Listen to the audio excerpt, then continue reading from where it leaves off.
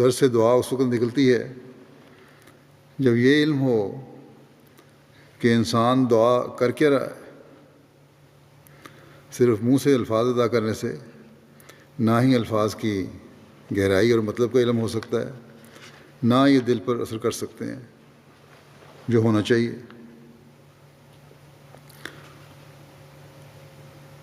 اور اگر دل پر اثر نہ ہو تو وہ جوش اور وہ رغبت پیدا نہیں ہو سکتی.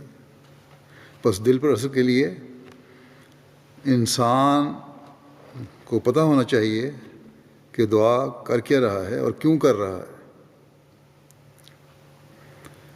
لاکھوں کروڑوں لوگ منہ سے درود کے الفاظ دہرا دیتے ہیں، لیکن یہ پتہ نہیں کہ اس کا مطلب کیا ہے، درود پڑھنے کا ہمیں کیا فائدہ ہے. اور آن حضرت صلی اللہ علیہ وسلم